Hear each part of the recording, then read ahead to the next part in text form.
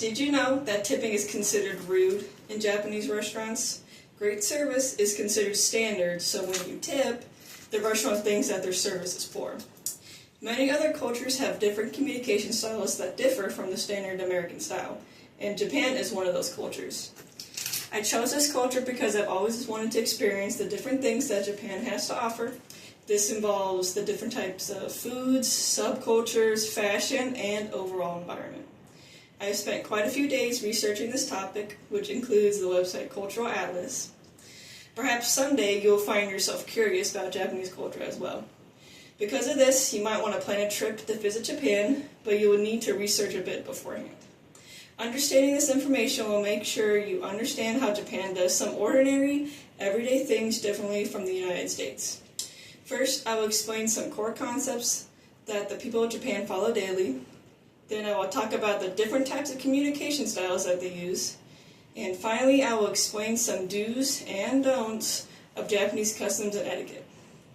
First, the Japanese have values that are thoroughly rooted in all aspects of their lives. First, values will always impact work, family, and social interactions. In Japan, family ties are strong. These ties not only bind the living, but also generations of ancestors. So it is important to talk to everyone with respect within your family, especially your elders. Elderly people are held to high standards according to the National Library of Medicine. They are revered for their wisdom, and their experience is also deeply valued. So, using formal language is always a must when talking to them.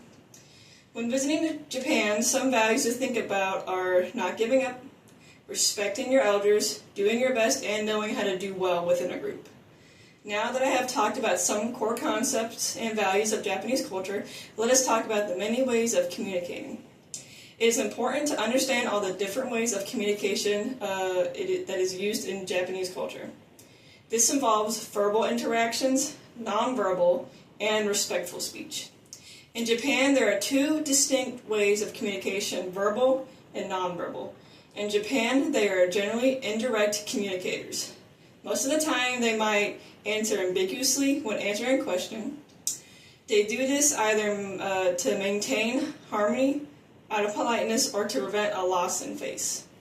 The second most common way of communicating in Japan is a non-verbal way. Some common ways of non-verbal communication are gesturing, bowing, beckoning, and pointing, to name a few. Now that you know the many ways of communications that are used, let's talk about some major do's and don'ts of Japanese customs and etiquette.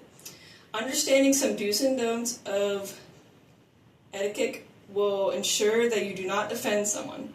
Knowing a few do's and don'ts while in Japan is great to know. In Japan, most people expect you to be polite and professional. Some do's to know are being mindful wherever you are, following customs, and following different expectations of etiquette, according to the Moon Travel Guide.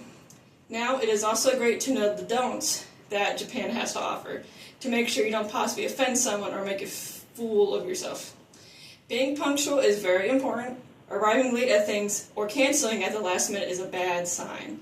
Another thing to look out for is being critical or blunt in your expressions. When you do this, the other recipient might think those criticisms personally.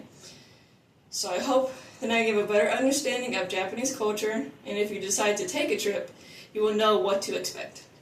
I hope you remember some core concepts of the culture, the many ways to communicate, and what to do and not what to do.